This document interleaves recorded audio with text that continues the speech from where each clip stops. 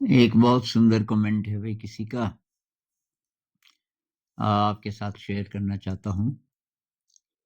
Success is not the way to happiness, happiness is the way to success. सफलता नहीं ले जाती खुशी की तरफ। आप जिंदगी में खुश होना चाहते हैं, सभी लोगों की अंतिम मंजिल तो यही है ना, कि वो अ- खुश रहना चाहते हैं, जीवन में अच्छा लगे, खुश रहना चाहते हैं, उसी के लिए अलग अलग चीजें करते हैं।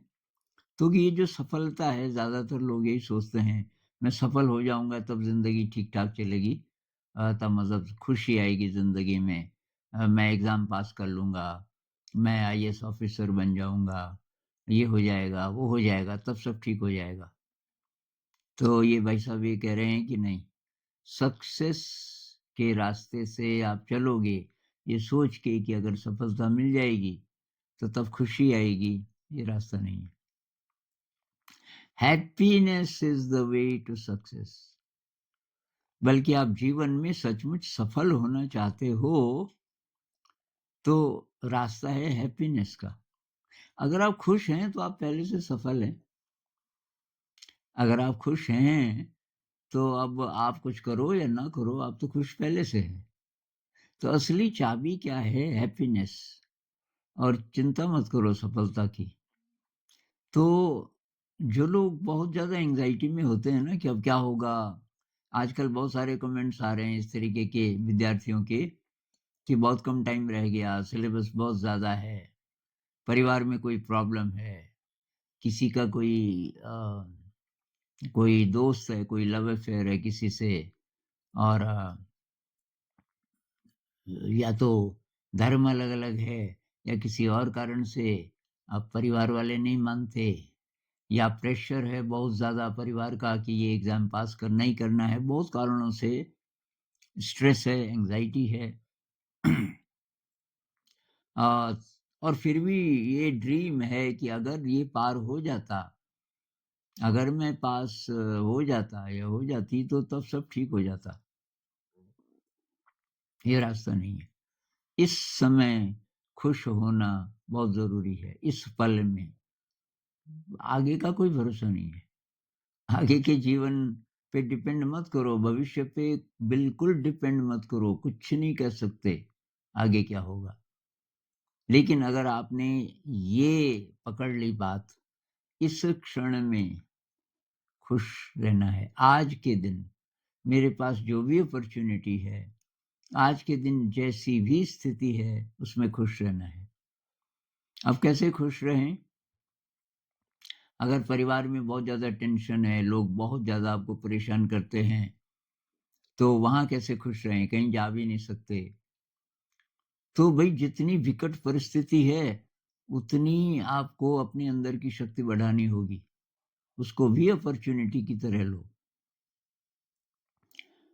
कि भई यहाँ इस विकट परिस्थिति में अगर मैं खुश रह सकता हूँ, या खुश रह सकती हूँ, तो तब तो और जगह तो आसान है। तो उसको चैलेंज की तरह लो और फिर रास्ते ढूँढो। खुशी कब मिलती है आपको? जब भविष्य की चिंता नहीं होती। एक तो जब आप ऐसा काम करते हो जिसमें मगन हो जाओ, तो भी खुशी मिलती है। जब हम किसी और को खुश करते हैं, मतलब किसी की मदद कर देते हैं, कोई दुखी है, बीमार है, उसके लिए आप दवाई ले आते हो, तो ये काम आप करना शुरू कर दो। अब परिवार में सब आपको ऊट-पटांग बोलते हैं, इत्यादि, इत्यादि, और काम बहुत करवाते हैं। एक कमेंट ऐसा भी था, बहुत ज़्यादा काम भी करना पड़ता है और प्रेशर भी है, और तब परीक्षा का भी क्या होगा? तो वहाँ और शक्ति आपको चाहिए, बहुत ज़्यादा क्षमा भाव चाहिए। जितने भी लोग हैं, भई सब अलग-अलग आत्माएँ हैं, सबकी अलग-अलग यात्रा है, और आप उनके बीच हो, तो उनके कारण या तो आप परेशान हो सकते हो, अगर आपकी एनर्जी लो है, लेकिन ये भी हो सकता है कि आप अपनी एनर्जी बढ़ाओ, बढ़ाओ, बढ़ाओ, इतनी बढ़ा दो कि अब आप हाई एनर्जी हो गए। तो अब आपका असर दूसरों पर पड़ना शुरू हो गया। कुछ लोगों ने ये किया है ऐसा और अब उन्हें परेशानी नहीं है। एक भाई साहब बहुत ज़्यादा परेशान थे पिछले साल और परिवार में और लोगों का तो पता नहीं पर अपनी पत्नी से खासकर और वो कह रहे थे कि वो अ, शायद उनकी दूसरी शादी थी और पहली शादी से कोई बच्चा था, तो बच्चे के साथ बहुत ज़्यादा दुर्व्यवहार करती है और जब शुरू-शुरू में शादी हुई, पहली पत्नी शायद डेथ हो गई थी अ, तो शादी हुई तो बहुत अच्छा उसका व्यवहार था कुछ दिन, फिर धीरे-धीरे मैंने देखा कि उसका व्यवहार गड़बड़ाने लगा, बच्चे की तरफ अच्छा व्यवहार नहीं था और फिर तब इन्होंने भी बोलना शुरू किया होगा कि भई ऐसा मत करो, तो इनके साथ भी फिर खटपट रहने लगी और अब कि मेरे से बर्दाश्त नहीं हो रहा है। बहुत बड़ी गलती कर दी, ये तो बहुत ही खराब स्वभाव की है। तो मैं सोच रहा हूँ मैं इसको छोड़ देता हूँ। तो तब मैं ये जो बच्चा है उस पे पूरा ध्यान दूँगा। क्या करूँ? मेरी सलाह माँगी थी। मैंने कहा यार अभी एक प्रयोग और करो, अपनी शक्ति बढ़ाओ और मैंने उनको ये ज़ैंथेपी और सुकरात की कहानी सोक्रेटिस ये कहानी मैं शेयर कर चुका हूँ पहले। सुकरात थे ना बहुत बड़े संत थे और कमाल के एडवाइज़र थे, ख़ासकर यंग लोग आते थे उनके पास और अब उनकी उम्र की करीब 50 के करीब हो गई थी, शादी नहीं की थी। तो उनके कुछ दोस्त जो बचपन से दोस्त थे उनके, तो एक दिन उन्होंने बोला कि ये सोक्रेटिस साहब आप शादी नहीं करोगे क्या कभी भी? अब तो 50 साल के तो हो गए आप। उन्होंने कहा शादी तो मैं करना चाहता हूँ, सही लड़की मिल जाए तो। कि कैसी लड़की चाहिए? तो सोक्रेटिस ने बोला कि भई जिसको घुड़सवारी का शौक हो और वो नई-नई चीज़ें सीखना चाहता हो। अभी तक जितने घोड़े मिले, एक से एक अड़ियल घोड़े मिले, उसने सबको ट्रेन कर दिया। अब कोई चैलेंजिंग घोड़ा है नहीं। अब आगे वो सीखना चाहता है, घुड़सवारी में आगे चीज़ें सीखना चाहता है, तो उसको कैसा घोड़ा चाहिए? अब दोस्तों ने बोला इन्होंने तो विषय ही बदल दिया कि जी उसको कोई जंगली घोड़ा, कोई ऐसा घोड़ा जिसको कंट्रोल करना बहुत ज़्यादा मुश्किल होता हो, कि बिल्कुल सही बोल रहे हैं आप, ऐसी ही लड़की मुझे चाहिए। क्योंकि मेरे पास तरह-तरह के लोग आते हैं, कोई-कोई ऐसी-ऐसी बातें बोल देते हैं कि गुस्सा आ सकता है। अ, तो मैं अपने को ऐसा बनाना चाहता हूँ कि किसी भी परिस्थिति में मैं एकदम शांत रह सकूँ। तो उसकी प्रैक्टिस कैसे हो? तो मुझे ऐसी लड़की चाहिए जो कि बहुत ज़्यादा बदमिज़ाज हो और मेरे को बार-बार गुस्सा दिलाए, कोशिश करे गुस्सा दिलाने की। तो इन्होंने कहा ऐसी लड़की तो है, ज़ैंथेपी बहुत छोटी है अभी, पता नहीं 20 साल की भी हुई थी कि नहीं हुई थी कि वो तो बदनाम है बचपन से।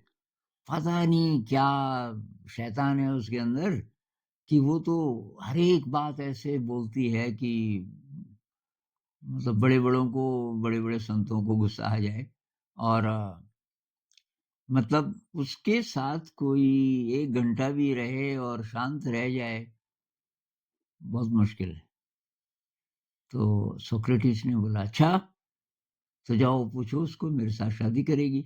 अब ज़ांथेपी के तो जो माता-पिता जो भी रिलेटिव्स रहे होंगे, उन्होंने मान लिया था इससे कोई शादी नहीं करेगा।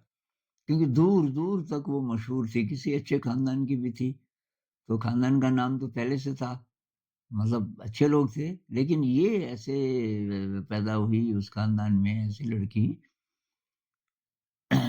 तो ये गए शांति से कि बहुत महत्वपूर्ण बात करनी है तेरे से, कि बोलो क्या बात है? फिर तो शादी करेगी, कि मुझसे कौन शादी करेगा? अरे कि सोक्रेटिस को तो जानती है ना? हाँ, सोक्रेटिस तो बहुत बड़े संत हैं। वो शादी करना चाहते हैं। उम्र उनकी ज़रा ज़्यादा हो गई, 50 क्या पता 50 से भी थोड़ा ज़्यादा। उसने कहा वो मेरे बारे में सब कुछ जानते हैं? कि हाँ, तो कि अगर ऐसा है, तो ठीक है, करूँगी मैं शादी। उम्र ठीक है, उम्र से कुछ लेना-देना नहीं है।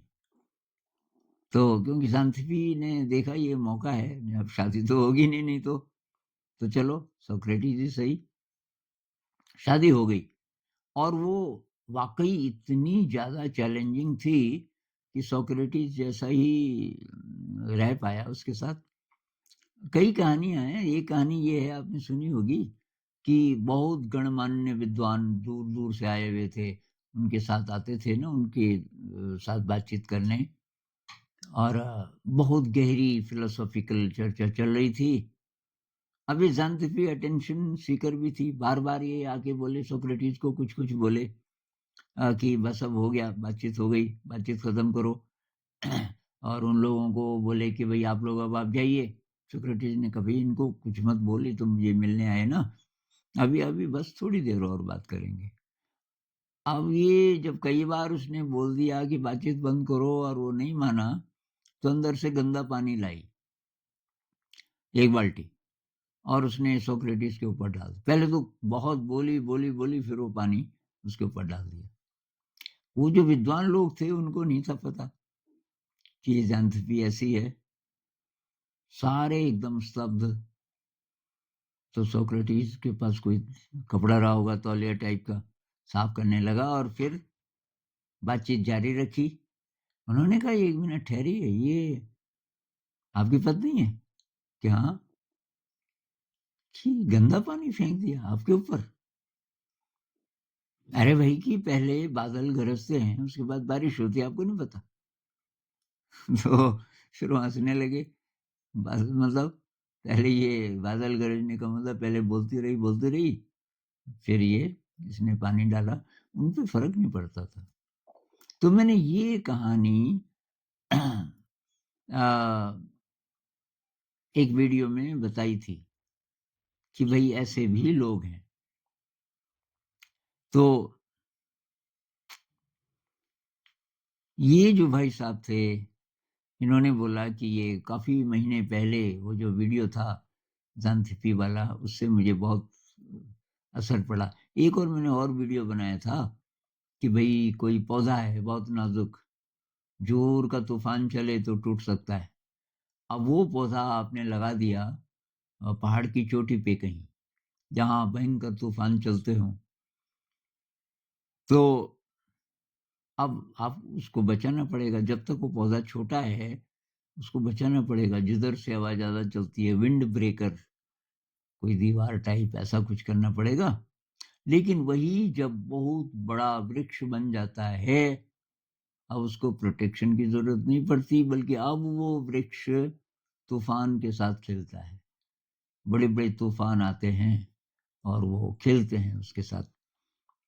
तो दूसरा वीडियो ये था और वो भाई साहब कहने लगे कि अब प्रॉब्लम नहीं है क्योंकि मैंने सजेस्ट किया था मेडिटेशन करो आप, उससे शक्ति बढ़ती है अंदर की।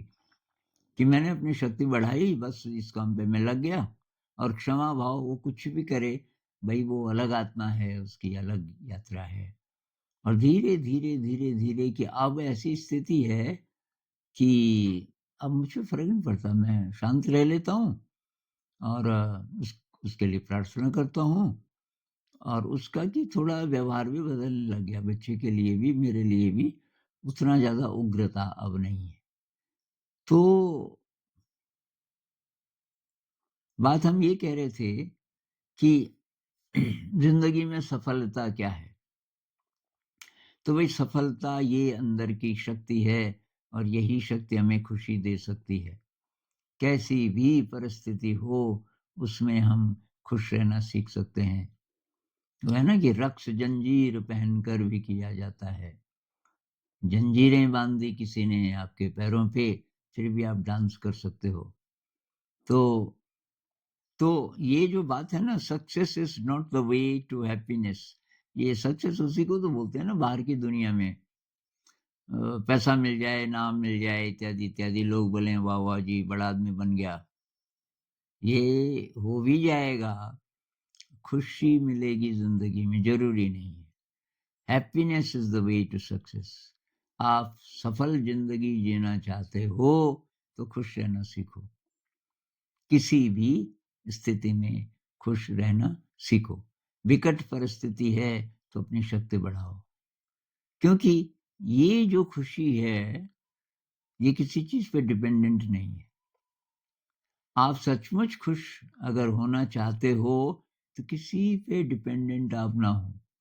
यानी कि you are not psychologically dependent on the world. दुनिया पे आप साइकोलॉजिकली डिपेंडेंट नहीं है, फिज़िकली तो हम हमेशा हैं। मतलब रोटी चाहिए, कपड़ा चाहिए, मकान चाहिए, ये सब शरीर की जो-जो ज़रूरतें हैं, वो सब चाहिए।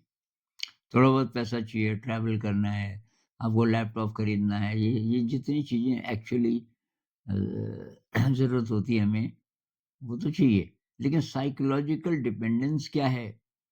कि मेरी तारीफ़ हो, मेरी वाह-वाह हो, लोग मुझे कहें कि वाह जी, ये सफल इंसान है। ये है साइकोलॉजिकल डिपेंडेंस जो इंसान को खुश नहीं रहने देती। आप तो गुलाम बन गए ना उनके। भई लोग वाह-वाह बोलें, अब लोगों पे डिपेंड हो गए ना। तो जो डिपेंड है दूसरे पे, तो वो आज़ाद नहीं है ना। तो आज़ाद का मतलब कि आपकी खुशी का स्रोत आप ही के अंदर है, जिसको कोई छीन नहीं सकता, क्योंकि वो आपके अंदर से वो चीज़ आती है। मीरा कहती है ना, मार सके ना कोई, चोर न लेवे, दिन-दिन बढ़त सवायो। ऐसा रत्न मिला मुझे कि दिन-दिन वो जो रत्न है, वो बढ़ता जाता है, वो दौलत अंदर की बढ़ती जाती है और उसको कोई मार सके ना कोई, चोर न लेवे, कोई नुकसान उसका कर ही नहीं सकता। ऐसा धन मुझे मिला। तो कहाँ से मिलेगा? वो मिलेगा वही अपने ये अंदर के एक्सप्लोरेशन से, मेडिटेशन से, और मेडिटेशन से रिलेटेड जितनी चीज़ें हैं, हमारे जो दिव्य गुण हैं ना, उनकी प्रैक्टिस, वो पहले से हों, ज़रूरी नहीं है। मतलब हैं तो हैं अंदर कहीं, एक्सेसिबल नहीं है शुरू में। ये ग्रेटफुलनेस है, मतलब कृतज्ञता है, विनम्रता है, कंपैशन है, देने की भावना है, सारी चीज़ें। इससे क्या होता है कि इससे आपका मन अच्छा हो जाता है और आपको ध्यान में मदद मिलती है। यानी कि ये सब ब्रेन को रीऑर्डर करने के तरीके हैं एक तरीके से। और जब ब्रेन हमारा ठीक से रीऑर्डर्ड हो जाएगा, सुव्यवस्थित हो जाएगा, तो तब वो अनंत शक्ति को अ, आत्मसात कर सकता है। उसको उसका अच्छा अच्छा रिसीवर बन सकता है। तो जैसे मैं बोलता हूँ ना, अपने पात्र को साफ करना है। पात्र का मतलब क्या है? हमारा जो रिसीवर है, हमारा जो रिसीवर है, ब्रेन का जो हिस्सा रिसीव करता है, बहुत गहराई से, अनंत से रिसीव करता है अच्छी चीज़ों को, तो तब कर पाएगा जब पहले साफ होगा ज़रा। तो उसमें जो पुरानी गंध है, वो ख़त्म करनी पड़ेगी। गंध क्या है? नेगेटिव इमोशन है, एंग्ज़ायटी है, आपका ये फ़ियर है, फ़ियर के जितने प्रकार हैं, डर के, ये सब। तो ये गड़बड़ हमको साफ़ करनी पड़ेगी। और फिर धीरे-धीरे पता चलेगा कि अमृत तो मेरे ही अंदर है। मैं कहाँ-कहाँ उसको ढूँढ रहा था।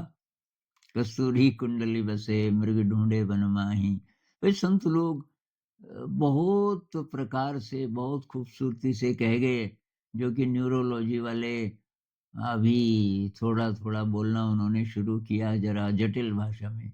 संत लोग बहुत अच्छी तरीके से अ, समझा गए पूरी बात, अगर आप समझ सको तो। और अगर आप साइंटिस्ट हो, ब्रेन साइंटिस्ट वगैरह हो, तो उसको तब आप रिलेट करो ब्रेन से। जब हम बोलते हैं ना लेफ्ट ब्रेन और राइट ब्रेन के बीच में जो ब्रिज है, कॉर्पस कैलोसम, उसको स्ट्रॉन्ग बनाओ। आइंस्टाइन के ब्रेन में की बस यही खासियत थी।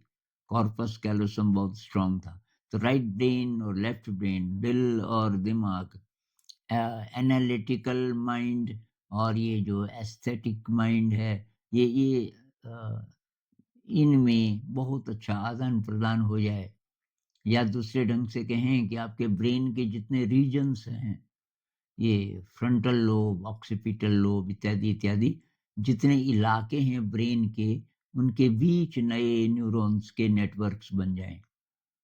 तो ये सब ब्रेन को रीऑर्डर करने के तरीके हैं, सुव्यवस्थित करने के तरीके हैं, जिसको न्यूरोलॉजी वाले ये साइंस की भाषा में बोलते हैं। लेकिन हमारे जो आध्यात्म में जो संत लोग बोल गए, वो बहुत प्यारे ढंग से और ऐसे-ऐसे उदाहरण देके जिसको आम आदमी समझ सके, तो उसको बोल चुके हैं। कुल मिला के भाई ज़िंदगी में